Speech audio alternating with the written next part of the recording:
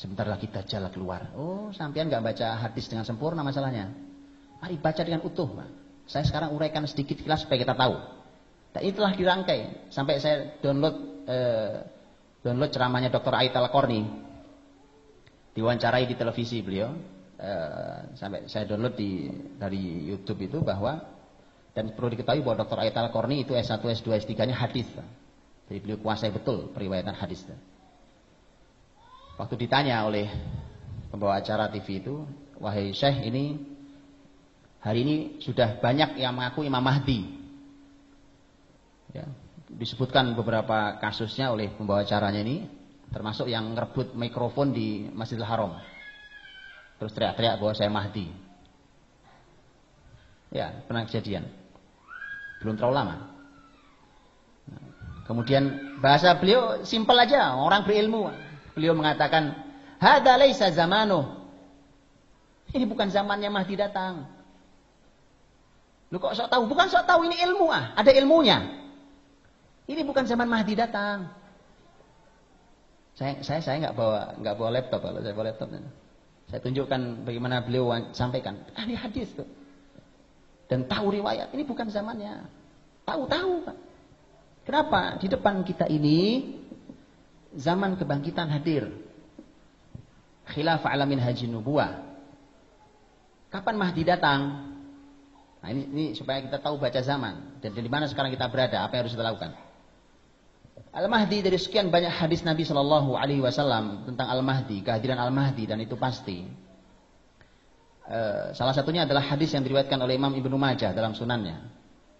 Hadis ini menyampaikan dengan sangat jelas bahwa kehadiran Al-Mahdi itu salah satu cirinya, dari sekian banyak cirinya. Karena salah satu cirinya adalah keadilan sedang ternodai, kezaliman di mana-mana. Kemudian kita bilang, wah ini zaman zalim banget nih Pak, pas berarti Mahdi mau datang. Jadi kita suka menyimpulkan sesuatu dari satu hadis. Mohon tidak diulangi kesalahan itu. Karena tidak pernah ada dalam kaidah yang diajarkan para ulama, satu ayat, satu hadis terus disimpulkan. Itu nggak benar Pak. Tidak benar. Para ulama selalu akan meramu seluruh dalil. Kalau dalam bahasa orang-orang hadis adalah mengumpulkan seluruh riwayat dalam satu bab yang sama, dikumpulkan dalam satu bab.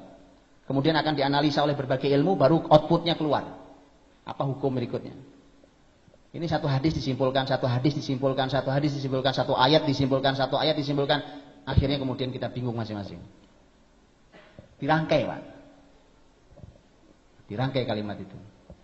Jam'ul adillah kalau kata orang fikih. Kumpulkan seluruh dalil. Al-Mahdi salah satu cirinya datang kan dalam hadis riwayat Ibnu Majah.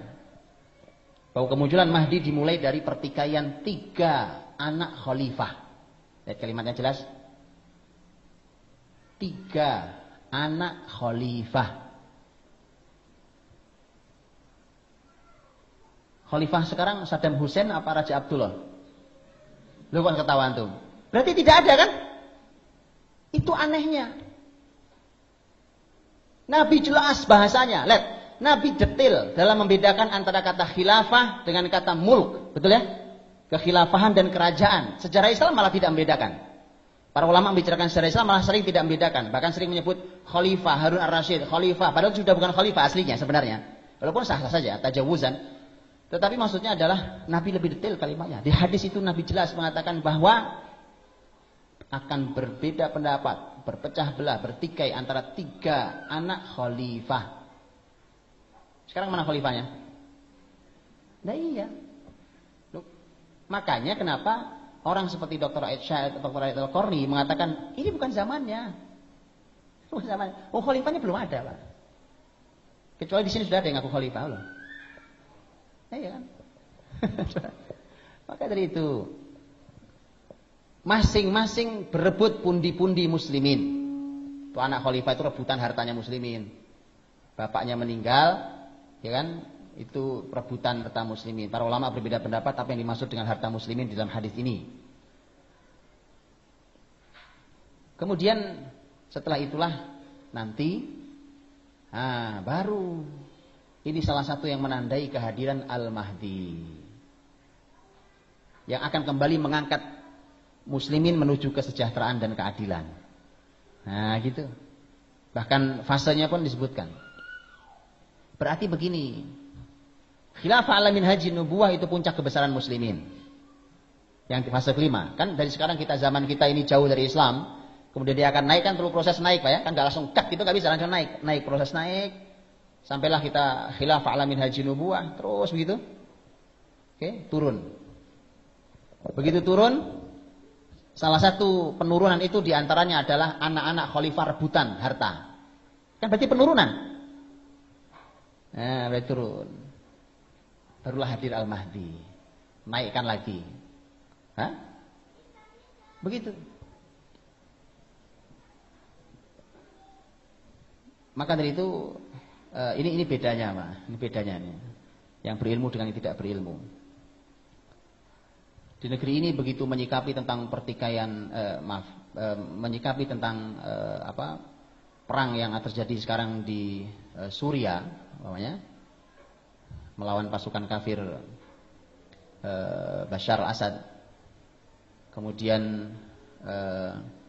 ketika terjadi perang itu, sebagian di kita mengomentari, wah ini Pak, ini tanda akhir zaman. Ya, tanda akhir zaman, ini sudah dekat nih. Coba hati-hati, sebentar lagi Mahdi keluar. Jangan sampai kita tidak membaiatnya. Bedakan dengan teman-teman Suria sendiri.